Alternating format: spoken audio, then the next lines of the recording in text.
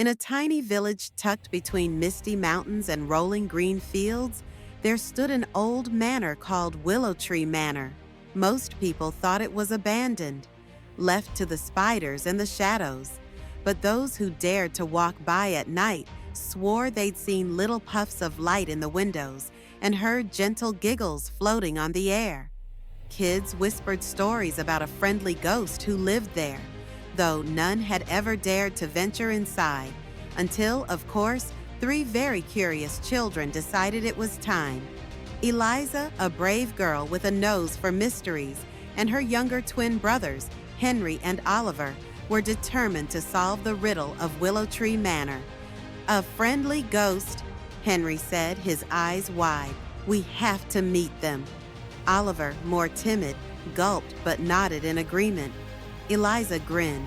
Armed with only a flashlight and their mother's old quilt, they set out on Halloween night. The manor loomed like a dark giant, cloaked in ivy and fog, its broken windows like sleepy eyes. A chill hung in the air, making the shadows dance along the path as the children approached the old creaky door. "Let's go in together," Eliza whispered.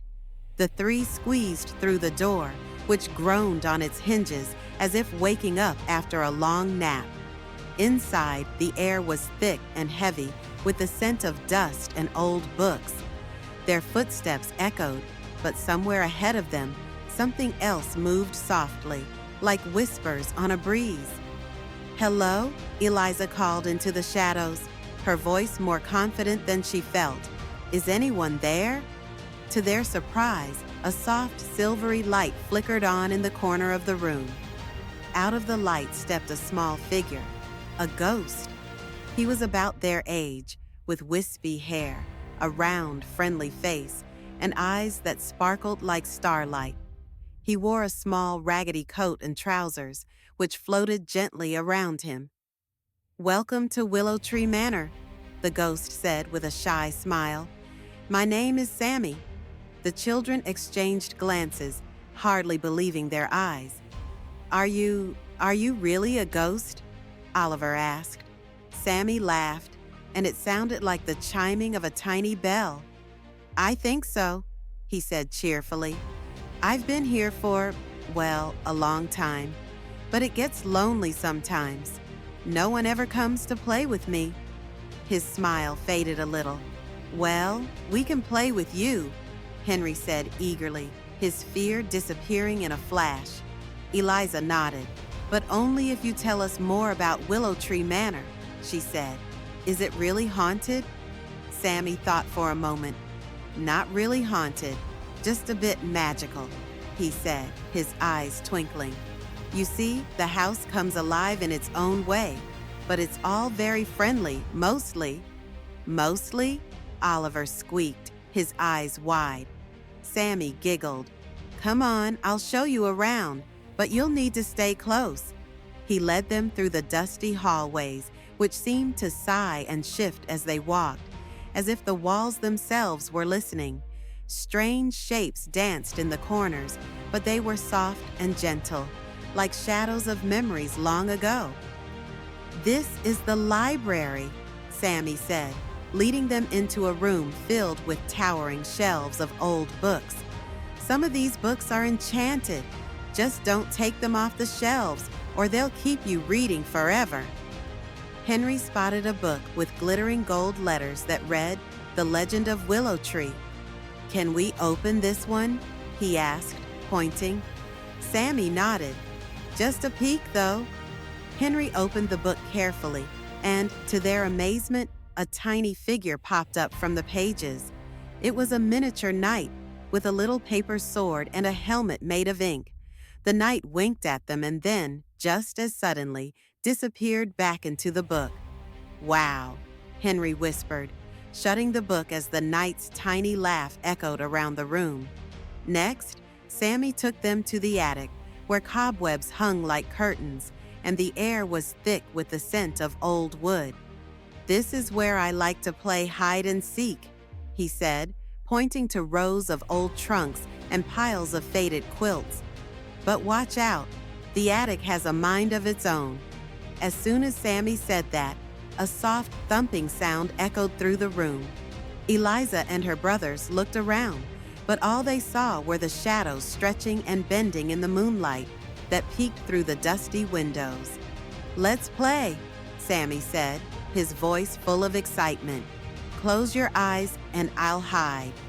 The three children closed their eyes, counting to 10. When they opened them, Sammy was gone. They looked behind trunks, peered under blankets, and even checked inside an old wardrobe. Everywhere they looked, though, shadows danced and moved, leading them one way and then another. Just when they were about to give up, Eliza noticed a pair of glowing eyes peeking out from behind a curtain. "Found you!" she cried. Sammy laughed, floating into the open. "You're good at this," he said, beaming. After the game, Sammy led them back downstairs, where a grand, dusty piano stood silent in the corner of the main hall. "Want to hear something cool?" he asked, a playful glint in his eyes. Without waiting for an answer, Sammy reached out, his ghostly fingers hovering over the keys. Suddenly, the piano came to life, playing a soft, sweet tune on its own. The melody echoed through the halls, filling every shadowy corner with music. Henry and Oliver clapped their hands in delight, while Eliza swayed to the gentle tune. "It sounds like a lullaby," she murmured, her eyelids growing heavy. As the music faded, Sammy looked at them with a bittersweet smile. "Thank you for playing with me tonight," he said. "I don't get visitors very often, and it was nice to have friends again."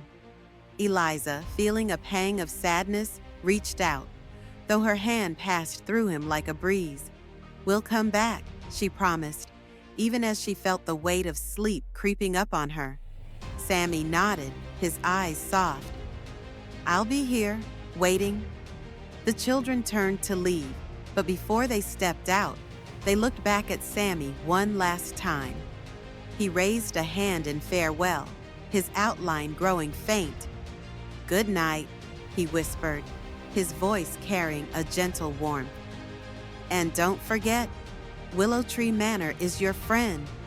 When they returned home and snuggled into bed, they drifted to sleep with smiles, their dreams filled with flickering lights, enchanted books, and the laughter of a friendly ghost who, just like them, was simply looking for friends.